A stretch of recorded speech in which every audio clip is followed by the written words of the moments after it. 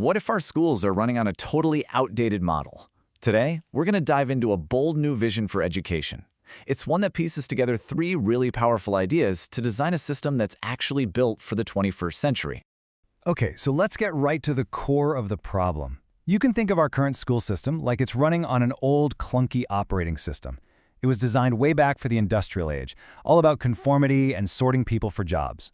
But the world today, it demands something completely different: adaptability, collaboration, and yeah, the resilience to handle things like climate change and constant digital noise. And this isn't just some abstract idea. I mean, we see the warning lights flashing everywhere, right? Student anxiety is through the roof, attention spans are shrinking, and more kids are just checking out from learning. Especially when you think about how all this screen time is literally changing the way their brains are wired.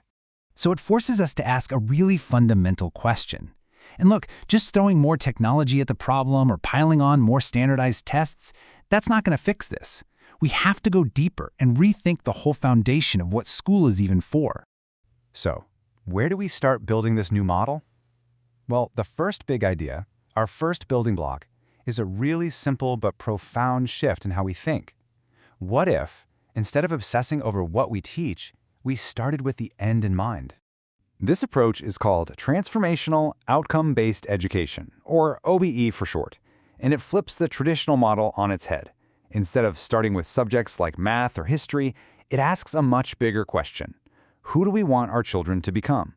The goal is to cultivate things like compassion, resilience, or the ability to be a self-directed human being. And it's all held together by these key principles. You start with a crystal clear focus on the handful of outcomes that really truly matter. Then, every single thing you do, every lesson, every project is intentionally designed to lead to those goals. It's about giving kids lots of different ways to show what they can do based on real capabilities, not just how well they can fill in bubbles on a test. Okay, so OBE gives us a destination on the map. It's fantastic. We know the kind of capable, whole people we want to help shape. But that doesn't quite answer how we get kids into a state where they're even ready to go on that journey. And that brings us right to our second building block, which is all about the biology of learning. Because it turns out, learning isn't just something that happens in your head. It's deeply, profoundly tied to our biological state. This is where something called Polyvagal Theory is a total game changer. Here's the deal. Our nervous systems are like these little radars, constantly scanning our environment, asking one question over and over: am I safe? And here's the kicker. Things like creativity, problem-solving, and collaboration, all that higher-order thinking, they are biologically impossible unless the answer to that question is yes. Safety isn't a fluffy nice-to-have. It's the non-negotiable foundation for learning. And this right here shows the ideal state for learning perfectly. It's called the TriSync state. When your body is calm and regulated, and your heart feels connected and safe with the people around you, then and only then can your mind fully engage. All three have to be in sync. And this is a huge takeaway. Seriously, what we so often label as a behavior problem, a kid acting out or shutting down, is so often not a choice. It's the nervous system's automatic protective response to feeling unsafe or totally overwhelmed. It's biology, not bad behavior. So okay, this all makes perfect sense. We need to redefine success, and we need to create environments where kids feel biologically safe. But is this all just a cool theory on paper?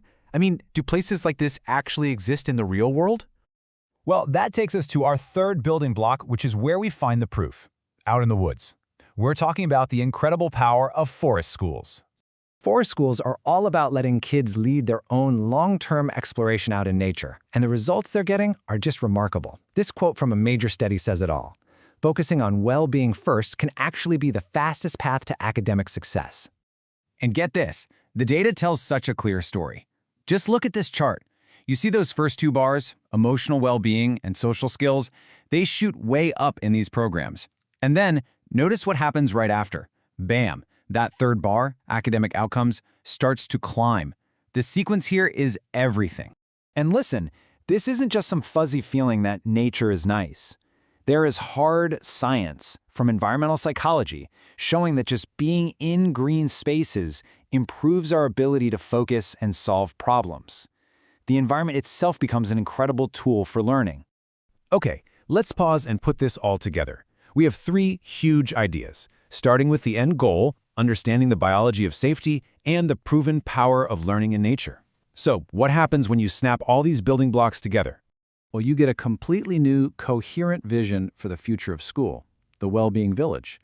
It's a model built from the ground up with the primary purpose of cultivating whole, thriving human beings. And this table just lays it out so clearly. You've got its purpose, which is focused on real-life skills. Its scale is small, human-centered, so every single kid is truly known. The environment is rich in nature, designed to get kids into that TriSync state.